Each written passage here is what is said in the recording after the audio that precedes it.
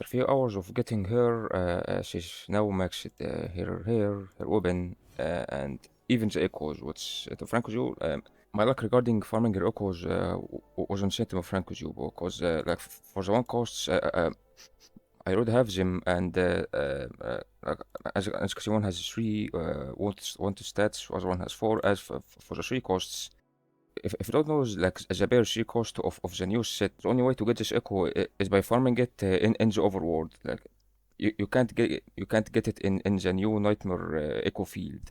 And thankfully this was the first echo I got, and it happened to roll crit rate and crit damage. Both of them are high. Sadly no attack, energy regen, or heavy attack damage bonus. For this one, it has 4 out of 5, which is very nice. I think I had to use modifiers because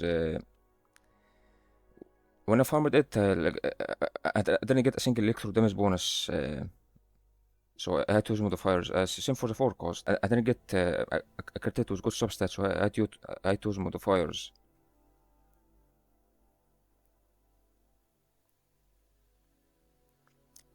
This build can be better, but for a day one build, it's great, I have to say. I think in the long run, I might replace this and this.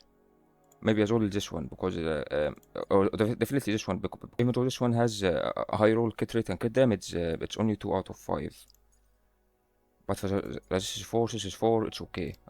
For 3, I might leave 3, like, depending on my luck. This is all of her status, HP, attack, defense, crit rate. Heavy attack damage bonus at 33, Resonance Liberation 18, basic 8.6, and electro damage is 112. And I believe her crit rate, crit damage, and electro damage bonus is like this because of her S1 and S2. Because she has 2 stacks of Crown of Wills, which means she has 30% electro damage, 40% crit rate, and 30% crit damage. And thanks to her S2, she currently has 130 crit rate. So like 30 crit rate above 400, that equals to 60 crit damage. So in total, she has 90 crit damage. These are her stats without any Crown of Wills stacks. The buff from her set, Crown of Valor, is not active because she doesn't have a shield. If it was active, she would have even more crit damage and attack, which is insane. And thanks to Augusta, I was able to clear difficulty 6 of the Monkey, Florderis, Kilby, and Lady of the Sea, because previously I only had Cartacea, and against bosses which are immune to aero damage, she sucks. Also, something to note about the Nightmare Tacit Fields. From what I heard, you can use foods that boost the drop rate of echoes, and it will help you get more echoes in these Nightmare Tacit Fields. I don't know if that's true or not, but it makes sense. It's nice that you can do the overdrive zone without having to get all stars in the hazard zone. One bad thing about Augusta is that if you play her solo, you can't get any Crown of Will stacks. Unless you have her at S6, sequence 6. But if you have her at sequence 5 or lower, and you want to play her solo, you can't get any Crown of Wills because the only way to get them is from her outro, and if she is out of combat for 4 seconds or more, and both of these require another unit in your team, so you're losing out on some parts of her kit if you play her solo, and she's not sequence 6. I used her in Whimpering quests using the token that benefits her, and I was able to get I think 2600, which I would say for S3 R1 Cartacea, sorry, for S3 R1 Augusta is not. I thought she would do better, but here's the thing about her. Heavy attack groups enemies, which is very nice. Like I didn't know her heavy attacks groups enemies, and she has a long range as well. About her R, or time stop. Let's say I kill these enemies. As you can see, the next enemies in the same wave spawn. Let's say I use her time step liberation to defeat a wave. The next wave doesn't spawn at all.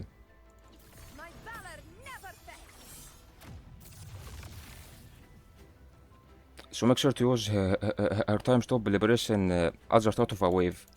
Basically what I do here is perform basic attack until I can do charge attack And of course use her skill and the energy liberation until I can use the time stop liberation. Of course her Natchet E is good to use. And in case you want to know how she performs in Whimpering Ghosts was a general token instead of her special, here you go.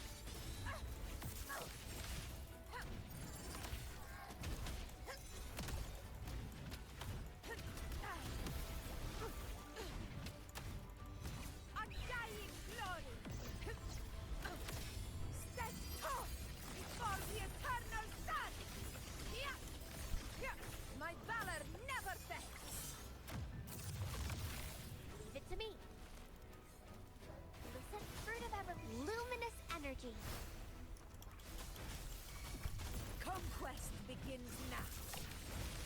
A match! Pathetic struggle! I really can use her time stop liberation again, but there's a cooldown.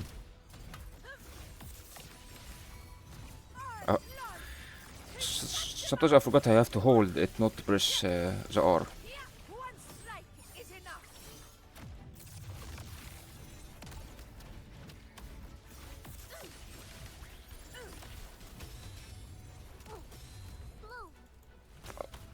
Also, I keep forgetting to outro with Verena. And in case you don't know, my Verena is R3, so like she can get a lot of concentro.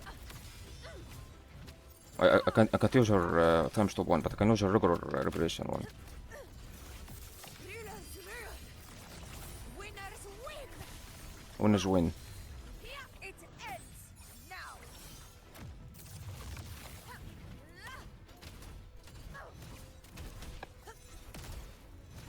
I keep forgetting to use Verena's, man. Bask in the sunlight.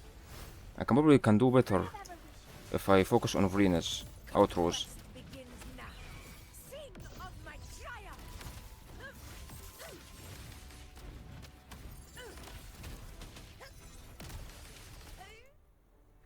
I can probably do better if I focus on outroing with Verena a lot.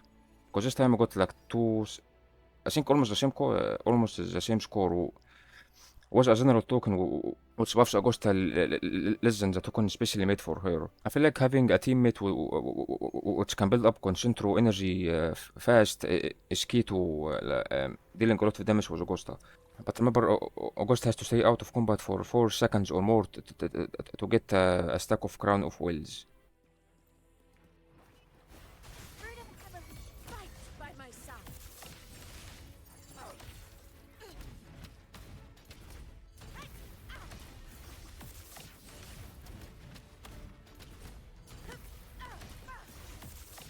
Leave it to me. Roll for me. The fruit of conquest begins now. All blood! Receptimon! My valor never fails! In one strike!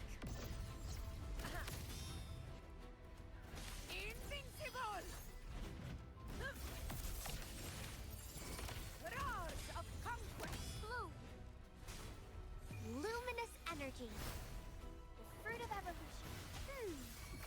This is my sing of my triumph! Stand tall before the eternal sun!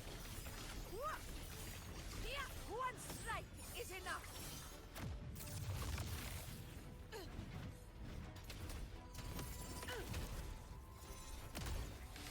Leave it to me! Listen up, fruit of evolution. Conquest begins now.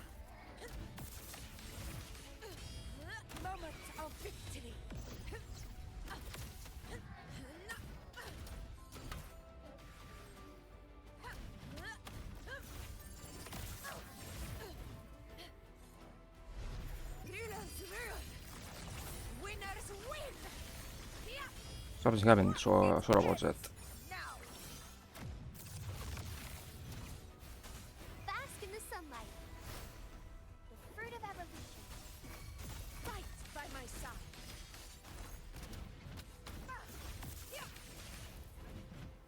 Undying glory.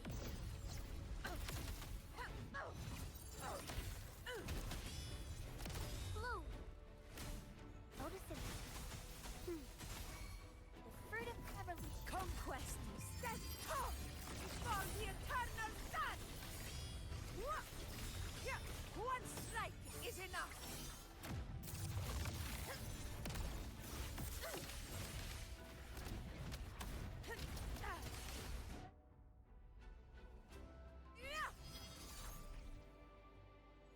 $3,280. I will take it. You know what? I'll do the same thing I used in Whimpering to do her justice. Because Verena helps her a lot. Unlike Cartesia, Verena helps Augusta a lot.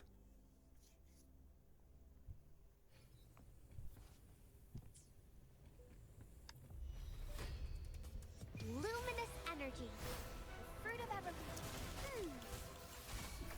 This is my moment.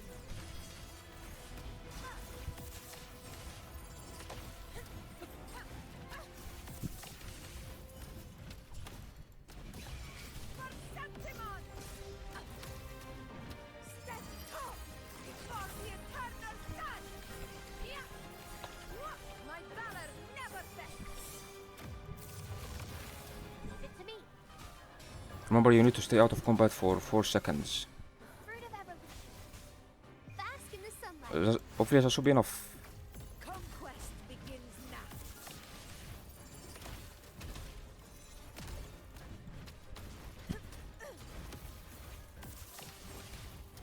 Invincible! Wind's breath.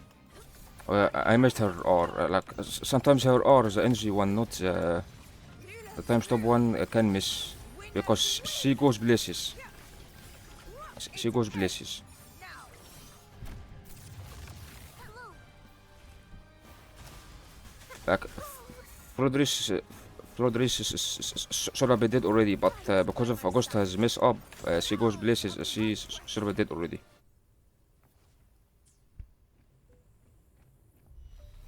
Life is in everything. Fruit of evolution. This is my moment. Unmatched. In one strike. All blood. Perceptimon. Oh, the boss can spawn nice. Is enough. Leave it to me. The fruit of evolution. Conquest begins now.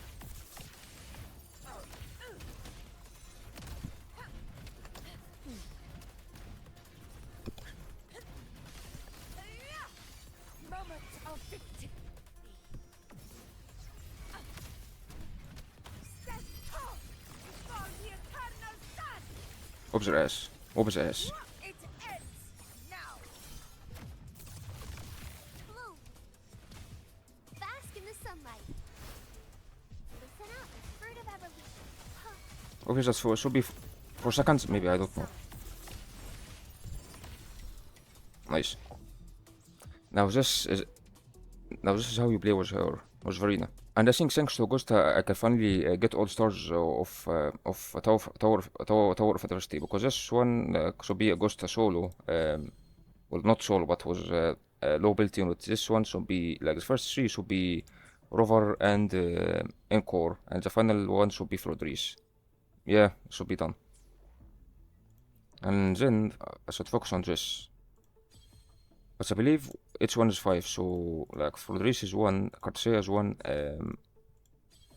what's her name? Augusta 1, and this one should be Encore and Havoc Rover, which I probably want to be able to do. But I'll gladly take it. I should have more energy region for Verena so that she can use her liberation every time Augusta switches out. I'll probably farm for better echoes for these 3 at least. It's insane how much crit rate she can have compared to Cartsia. She only has like 74, and I know she gets additional 10 when she's in combat, so 84, but still 84 compared to 130, and the crit damage like 304, which it can be even more in combat compared to her 262. Like the crit rate and crit damage on Augusta is crazy.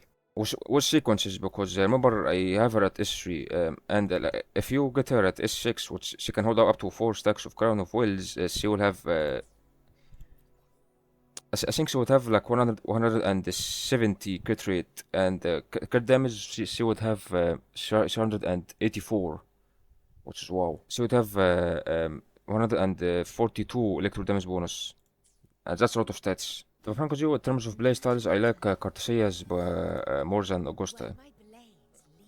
Maybe it's because I've been using Cartesia far longer. As for Augusta, I've been using her only today. Something about Augusta, like when you use her heavy attack, she can get hit, and she is not as tanky as Cartesia, so she can get one shot, especially in holograms. Like when I was doing holograms, difficulty 6, the amount of time Augusta got one shot was insane. With her, you need to be careful when you will time her charge attacks, because she can get hit while doing that. Also, her echo, which is I think I forgot the name. Like this echo is cool as hell. It kind of reminds me of Crownless, and that's it so far. If you summoned for her and use her, tell me what do you think of her. Thank you for watching, and I will see you in the next video. Goodbye.